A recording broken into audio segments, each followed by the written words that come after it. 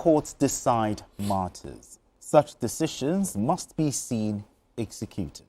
To this end, the Minister of Housing and Urban Development, Ahmed Dangiwa, alongside the Chairman of the Economic and Financial Crimes Commission, EFCC, Ola Olukoyede, inspected the 753 duplex estates recovered and confiscated from a former governor of the Central Bank of Nigeria, CBN, Godwin Emefiele.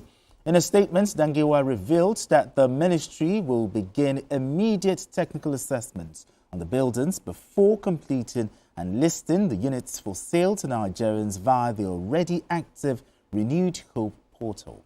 The estate is now set to be integrated into the federal government's National Social Housing Program, forming part of President Tinubu's broader agenda of affordable housing and responsible governance.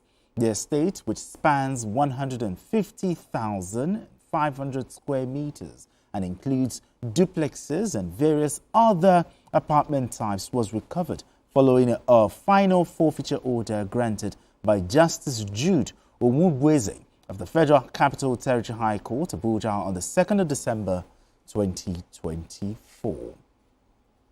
All right, Kaidi. Yeah. I mean, I heard someone say this, that when Emefiele was doing this, he didn't know that he was doing a national project in this. I mean, but funny. This, let's not kid around. This is a landmark recovery by the EFCC.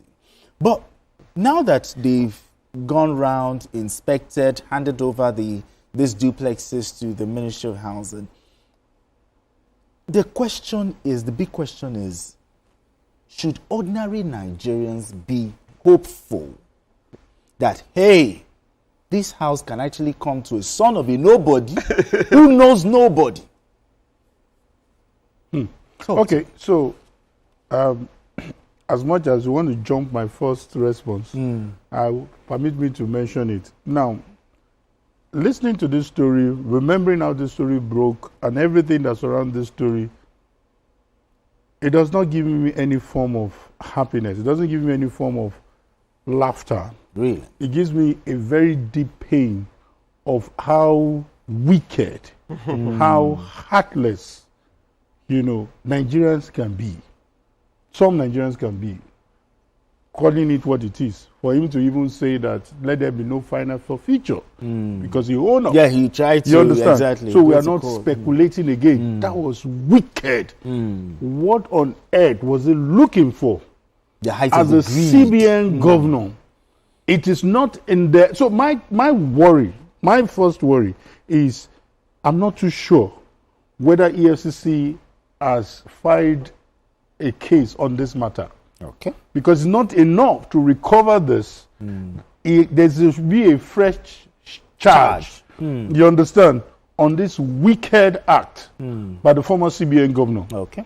I don't want to even remember how he was so wicked to us as Nigerians over the Naira redesign. That's another issue. Or recoloring, according to BK. Recoloring. So this is the first issue for me.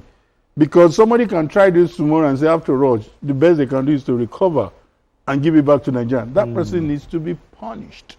Let him tell us what law protected him to build this number of houses for who, in whose name, in what money, where did you get the money? Those questions need to be answered.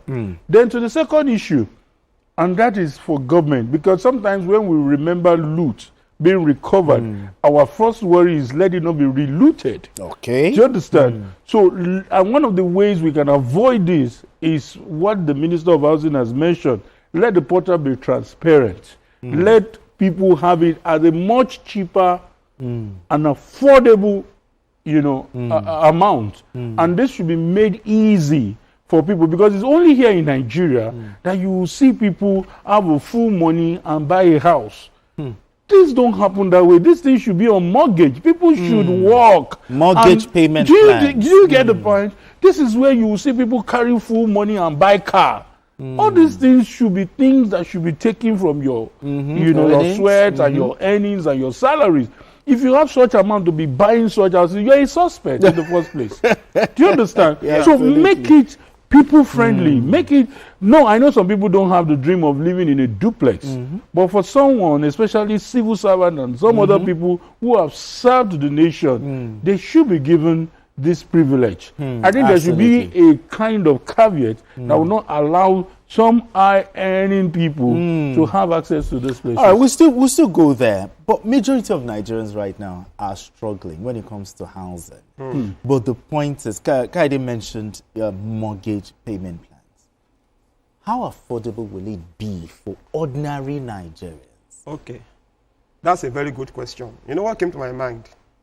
I saw a report saying that, okay, this Emefiele's duplex estate, it's going to now be, placed under the Renewed Hope housing scheme. And what's the Renewed Hope housing scheme all about? There's a plan to construct 100 housing units in the 774 local government areas.